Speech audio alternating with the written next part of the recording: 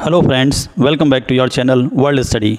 Friends, आज के session में हम लोग डिस्कस करेंगे Indian agent only killed Hamas chief. Means Bharat के एजेंट ने हमास के चीफ को मारा है। ऐसी खबरें पूरे वर्ल्ड न्यूज़ में फैल रही हैं, जो कि फैलाई गई हैं तुर्किश मीडिया के द्वारा। क्या है इन खबरों की सच्चाई, यह जानने के लिए बने रहिए हमारे साथ वीडियो के अंत तक। तो देखिए, जो खबरें चल रही हैं तो उसके according Mossad agent Amit Naikesh, Turkish media identifies Haniyeh's association by joke name. Asian Times की खबर है, Indian Israeli Mossad agent Amit Naikesh behind the assassination of Hamas boss Ismail Haniyeh, Turkish media goes wild. Means Turkish media ने इस news को इतना viral कर दिया है कि ये पूरे विश्व भर में फैल गई है। तुर्किश मीडिया को फॉलो करने वाले लोग, जो कि पाकिस्तान, बांग्लादेश और अन्य जो मुस्लिम वर्ल्ड के देश हैं, वो जो तुर्किश मीडिया को फॉलो करते हैं, उन सभी ने भी इस न्यूज़ को बहुत वायरल किया था कि उन्होंने कहा था कि अमित नाकेश नाम का एक भारतीय इजरायली एजेंट है, जिसकी मदद से मोसाद ने जो हमास का बॉस है इस्माइल हानिये, उसको मौत के घाट उतारा था। तो देखिए, ये खबरें बहुत चर्चा में चली थी। क्या थी इन खबरों में सच्चाई? तो हुआ क्या था, इजराइल्स के कुछ जो लोग थे, उन्होंने मजाक में सोशल मीडिया पर कुछ पोस्ट कर दी थी कि अमित नाकेश ने जो है इस्माइल हानिये को हत्या के घाट उतार दिया था। हालांकि अमित नाकेश, जो कि हिब्रू का वर्ड था, हिब्रू इजराइल की नेशनल लैंग्वेज है, जो कि अधिकतर इजरायली लोग इसको फॉलो करते हैं। तो उन्होंने कहा था कि इस्माइल हानिये का किलर अमित नाकेश। तो अमित नाकेश को जो तुर्की मीडिया है, उन्होंने इस नाम की वजह से कि ये तो कोई इंडियन नाम है, तो उन्होंने इसको गलत आइडेंटिफाई करते हुए कहा कि मोसाद ने किसी भारतीय एजेंट की मदद से, जिसका नाम अमित नाकेश है, उसकी हेल्प लेकर जो इस्माइल हानिये हैं उसकी हत्या की है। बाद में जब जो तुर्किश मीडिया को इसके बारे में सच्चाई पता चली, तब इन्होंने माफ़ी भी मांगी और जो खबरें फैली हुई थी उसके लिए उन्होंने अपने ट्वीट्स वगैरह जो भी थे वो डिलीट किए थे। तो और इसके बाद यह इजराइल के जो न्यूज़पेपर थे, मीडियाज़ कवरेज थी, उन्होंने कहा कि तुर्किश मीडिया को सबसे पहले भाषाई ज्ञान आना आवश्यक है। किसी भी न्यूज़ को बिना जांचे परखे फैलाना, ये तुर्की की अज्ञानता का परिचय है। तो इस तरह से तुर्किश मीडिया का बहुत मजाक उड़ाया गया। अब बात करते हैं, आखिर तुर्की ने इस तरह से इंडिया का नाम ही क्यों लिया?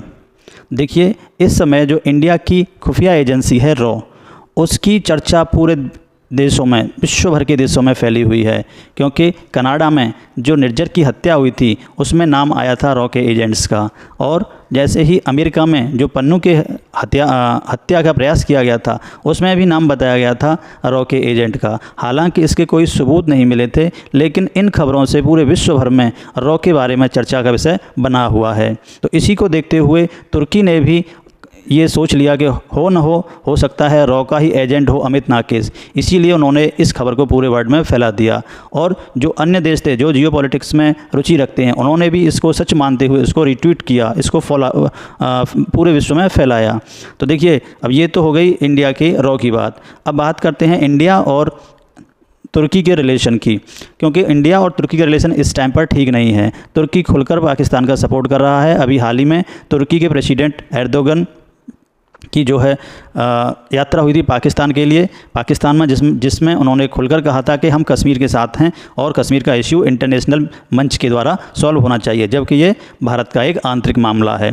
तो इसको देखते हुए तुर्की यहीं तक नहीं रुका।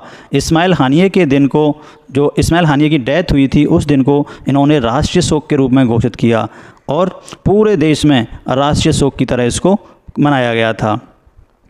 तो इस ये न्यूज़ फैली हुई थी, Turkey Erdogan declares August 2 day of national mourning over killing of Hamas chief. ये खबर है, Turkey to observe a day of mourning on Friday over Haniyeh's assassinations. तो इस तरह से पूरे देश में जो प्रेसिडेंट थे एर्दोगन, उन्होंने राष्ट्रीय शोक इसको घोषित किया था।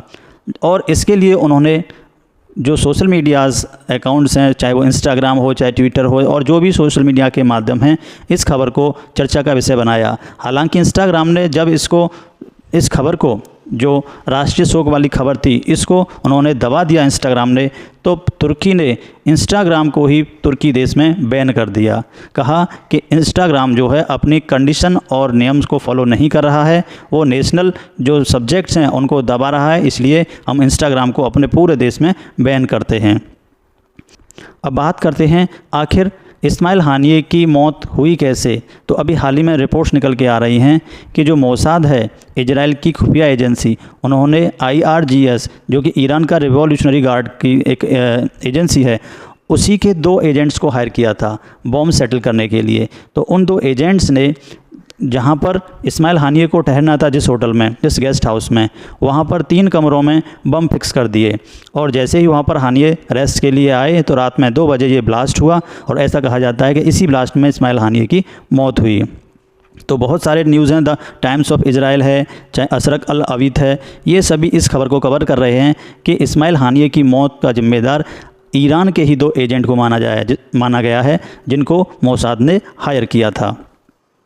अब जैसे ही ये इस्माइल हानिये की मौत हुई तो पूरे अरब में शोक की लहर डूब गई, और पूरा अरब के जो मुस्लिम पॉपुलेशन है सभी जो है बदला लेने के लिए उतावले हो गए। उन्होंने जगह जगह पर कह सकते हैं हंगामा शुरू कर दिया और आंदोलन निकालने शुरू किए। और यही नहीं, ईरान भी इसके लिए इजराइल को वार्निंग दे चुका है कि अगले 48 से 72 घंटे में हम इसका माकूल जवाब देंगे। तो बहुत सारे जो एक्सोएज या जेरूसलम पोस्ट है, इन न्यूज़ चैनल्स ने इस खबर को कवर किया है कि US के ऑफिशियल ने ये जो है खबरें लीक की हैं कि आगे आने वाले समय में बहुत जल्दी ही मंडे तक जो है ईरान इजराइल पर अटैक कर सकता है। अब देखना होगा किस तरह का रिवेल्स, किस तरह का रीअटैक देखने को मिलता है ईरान की तरफ से। क्या इजराइल इसका सही तरीके से जवाब दे पाएगा? इन सभी चीज़ों को देखते हुए जो इंटरनेशनल उड़ानें हैं, इजराइल या अरब को जाने वाली जो उड़ानें थीं, उन सभी एयरलाइंस ने अपनी उड़ानें रद्द कर दी हैं या आगे के लिए पोस्टपोन कर दी हैं। तो ये द इंडियन एक्सप्रेस की न्यूज़ है। The airline adjust air routes amid rising West Asia tensions, cancel flight to Israel and Lebanon. Israel और लेबनान और जो भी वेस्ट एशिया के लिए जाने वाली एयरलाइंस की उड़ानें हैं, उन सभी को या तो रद्द किया गया है या पोस्टपोन कर दिया गया है या उनका रूट डाइवर्ट कर दिया गया है। तो अब देखते हैं आने वाले समय में जो वेस्ट एशिया है, पूरा अरब वर्ल्ड है, वो किस युद्ध की आहट देखता है।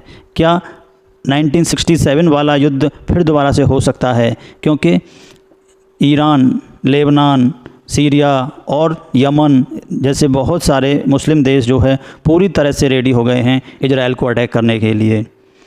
क्या इजराइल इस युद्ध को झेल पाएगा? क्योंकि 1967 में इनके पास इतनी टेक्नोलॉजी नहीं थी। अब ईरान बहुत शक्तिशाली हो चुका है। क्या ईरान के झटके को झेल पाएगा? तो जो भी मेजर डेवलपमेंट होगी आगे आने वाले समय में वो हम कवर करेंगे। तो बने रहिए ऐसे ही हमारे साथ। तब तक के लिए धन्यवाद।